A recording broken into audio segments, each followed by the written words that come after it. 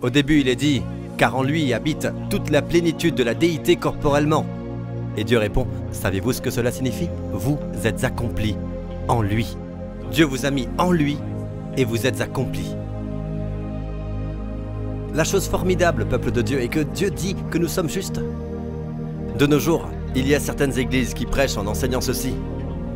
Si tu es assez saint, un jour tu seras juste. Non, non, mon ami. Vous êtes saint, sans défaut et sans reproche. Vos actions peut-être n'y correspondent pas encore. Mon fils ne marche pas comme un adulte parce qu'il est encore un bébé. Mais un jour, croyez-moi, il marchera comme un adulte. Et il ne voudra plus que je m'occupe de lui comme un bébé. Donc, continuons à nourrir le peuple. Amen.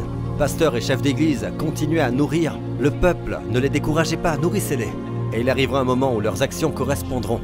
Mais entre-temps, la vérité est que si vous êtes un chrétien riche ou pauvre, que vous soyez un jeune croyant ou un croyant de longue date, vous êtes accompli en Christ.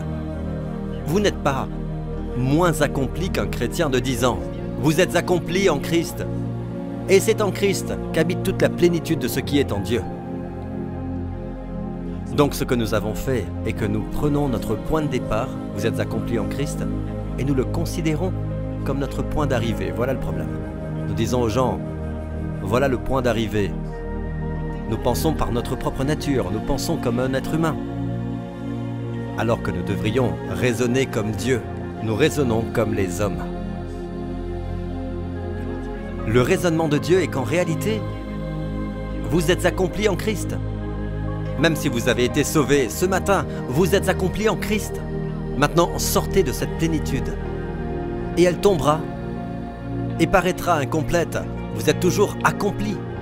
Votre chute ne vous rend pas incomplet. Parce que vos actions d'origine ne vous complétaient pas, c'était Christ. Donc, voilà un point de départ. Le point de départ est que vous êtes accompli. Ne confondez pas votre point de départ avec la ligne d'arrivée. Un jour, vous serez accompli. J'aimerais vous montrer comment de nombreux chrétiens pensent. Et c'est pour cela qu'ils ne trouvent pas de délivrance. Puisqu'il y a quelque chose de très profond. Si vous venez devant Dieu, si vous êtes un enfant de Dieu, et si vous venez devant Dieu comme étant un pécheur, Dieu ne vous répondra pas. Parce qu'il n'est plus Dieu pour vous, il est le Père. Même si vous échouez, vous venez devant Dieu tel un pécheur et vous dites « Seigneur, j'ai péché.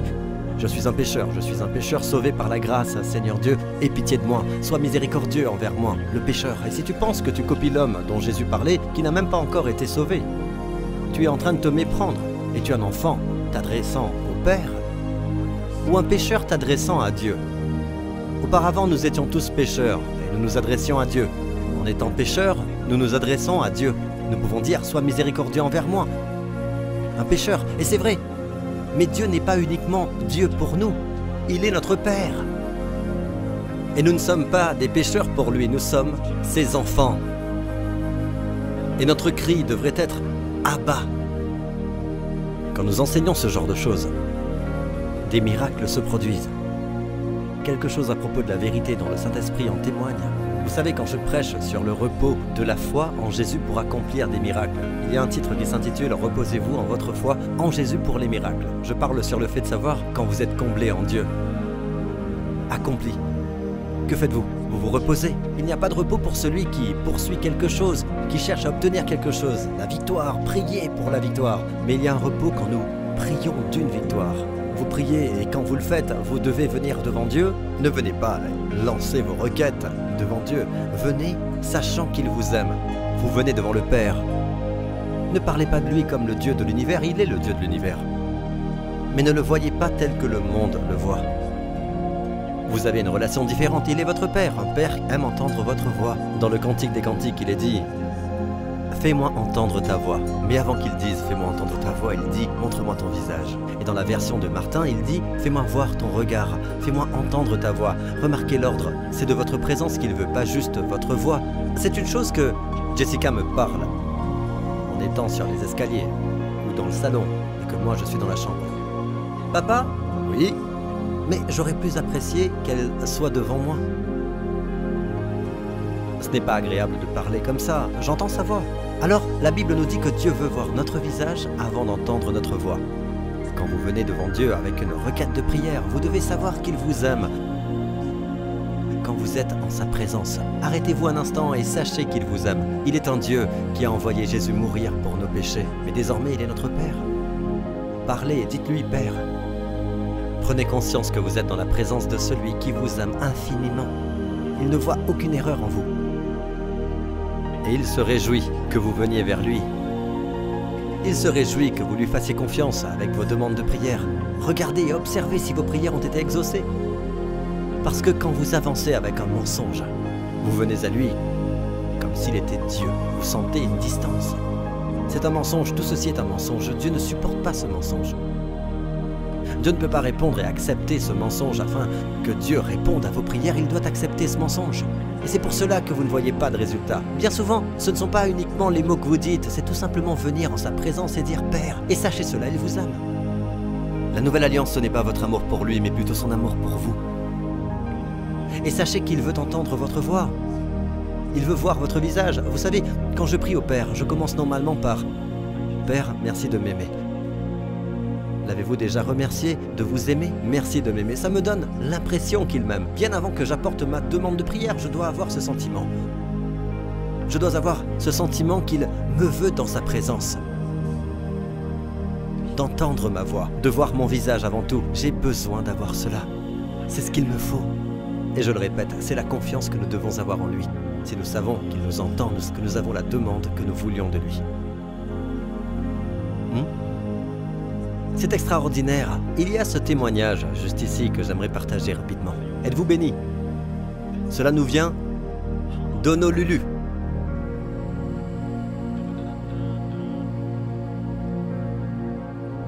C'est un témoignage assez court. Ce frère d'Honolulu a dit en 1993 « J'ai eu un accident de voiture qui a blessé ma colonne vertébrale. Ça a abîmé ma 4e ou 5e vertèbre lombaire. Comme je ne pouvais plus marcher, j'ai dû subir une chirurgie dorsale en 1995. L'opération n'a fait qu'empirer mon état et je souffrais tous les jours. Il y avait des jours pires que d'autres. Mon genou droit et mon épaule droite avaient été touchés. Pendant 15 ans, le sujet de mes prières était ma guérison, d'être libéré de cette douleur atroce.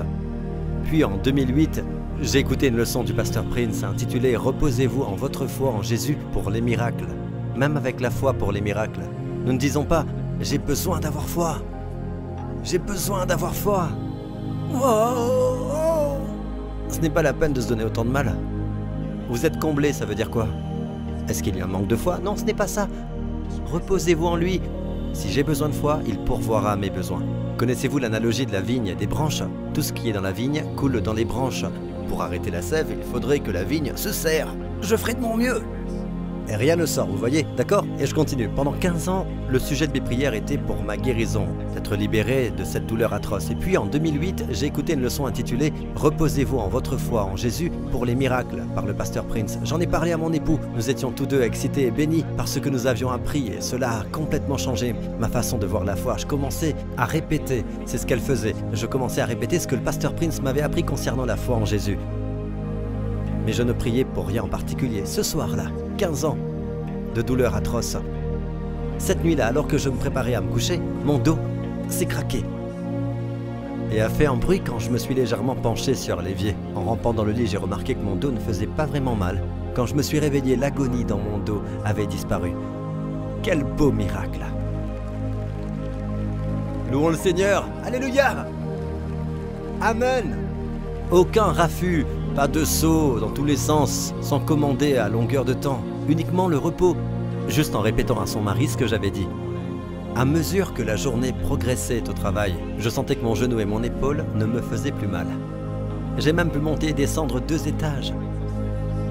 Je suis si reconnaissant des enseignements du pasteur Prince sur la grâce. Quelle bénédiction, louons le Seigneur.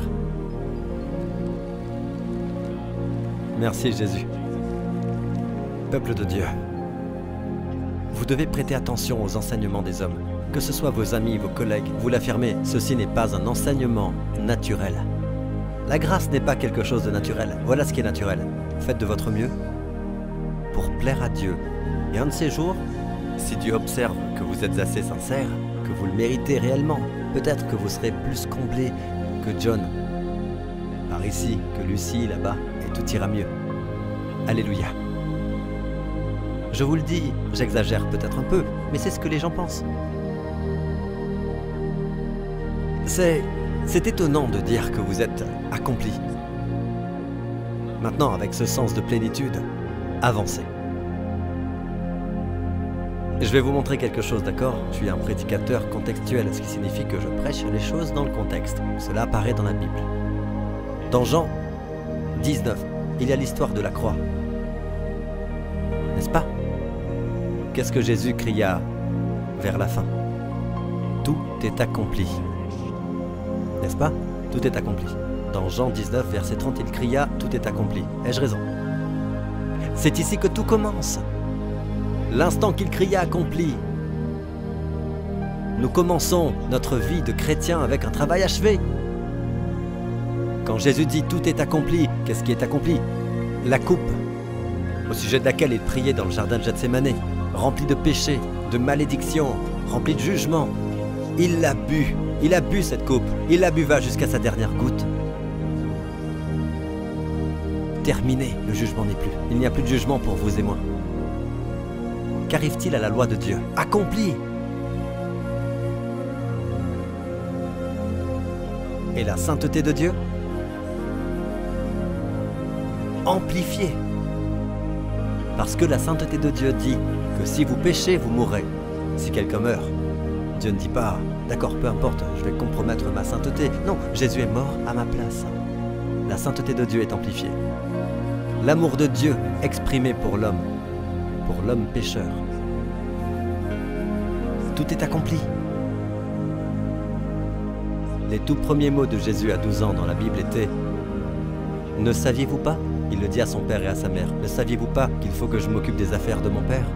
Voilà ses premiers mots. Ces derniers mots étaient accomplis dans l'évangile de Jean. Sa vie terrestre, qu'est-ce qui a été accompli? Les affaires de son Père.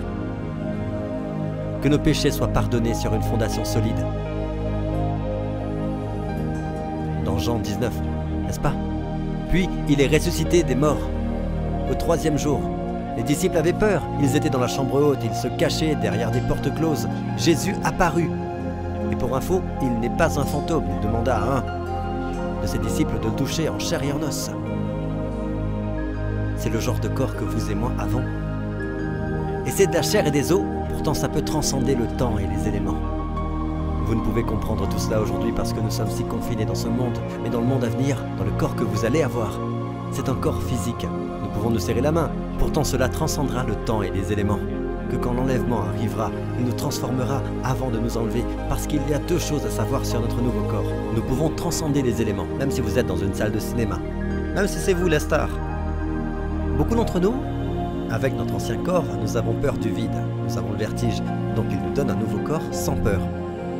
Je crois que c'est nécessaire pour la dernière partie. Ainsi, quand il est ressuscité des morts après avoir tout accompli, il les rencontre et leur montre ses blessures. Ce qui est le juste fondement pour qu'ils disent ceci, que la paix soit avec vous. Alors, que la paix soit avec vous. Jean 19, tout est accompli, le prochain chapitre est Jean 20, que la paix soit avec vous. Vous me suivez? La paix est fondée sur un travail achevé. Et dans le prochain chapitre, nous allons maintenant vers Jean 21. Une semaine après avoir ressuscité des morts, Jésus marchait près de la mer de Galilée. Ses disciples pêchaient dans la mer de Galilée. Vous connaissez tous cette histoire, il prépara à manger pour eux. Après avoir fini le repas avec eux, il a posé cette question. M'aimes-tu? M'aimes-tu? Le prochain chapitre, Jean 21, regardez ce schéma. M'aimes-tu? Vient après, tout est accompli. La paix vient basée sur le travail achevé. Et puis il demande, m'aimes-tu? Je vais dans l'ordre, peuple de Dieu, l'ordre du Saint-Esprit. Et à la fin du chapitre 21, il regarde Pierre et dit « Suis-moi. Suis-moi. » Vous avez compris? Donc, la vraie vie chrétienne est fondée sur ceci. Tout est accompli. Vous êtes comblés en Jésus-Christ. Tout est accompli. Vos péchés ont été pardonnés, passés, présents et futurs. Vous êtes la justice de Dieu en Christ. Amen. Désormais, vous possédez la paix. Il dit que la paix soit avec vous. Recevez-la. Par conséquent, étant rendus justes avec Dieu, nous avons la paix. Par conséquent, en étant rendus justes par la foi, nous avons la paix avec Dieu. D'accord? Possédons-la. Ensuite, il vous pose une autre question. Après vous être reposé dans le travail achevé, après avoir savouré cette paix avec Dieu, vous savez qu'il n'y a plus de conflit entre vous et Dieu. Dieu est votre Père. Vous êtes près de lui. Il demande après tout ce que j'ai fait pour toi, y a-t-il quelque chose en moi que tu vois qui te fera m'aimer? C'est une question. Nous disons oui. Et puis il demande, m'aimes-tu? Et quand nous répondons oui Seigneur Dieu, je t'aime, il te dira, suis-moi. Vous comprenez? Je vais vous dire ce que le christianisme traditionnel enseigne. Commençons à partir d'ici. Commencez par suivre Jésus. Vous les gens, trop paresseux pour le suivre, trop paresseux de se réveiller tôt le matin, paresseux de faire ceci ou cela, vous devez commencer par suivre le Christ. Seuls vous qui suivez le Christ seront enlevés. Dépendant de votre doctrine, vos antécédents, uniquement ceux qui suivent Jésus-Christ y arriveront. Ne pensez pas que la chrétienté facile, un agapé négligé ou de fausses grâces vous feront atterrir au paradis, d'accord? Ça a l'air si génial. Vous vous dites, waouh, ce gars prêche avec un feu vivant. Oui, mais de quel feu parle-t-on? C'est un feu étrange, qui nous vient de mauvais fondements. Il nous enseigne de commencer par suivre Jésus. Pas vrai? Et fais de ton mieux pour l'aimer. Fais de ton mieux pour l'aimer. Et alors, tu auras la paix. Quand le travail sera achevé. Ne riez pas. Combien d'entre vous y croient encore? Et je vous ai montré le schéma de l'apparition de ces mots. Ce n'est pas naturel.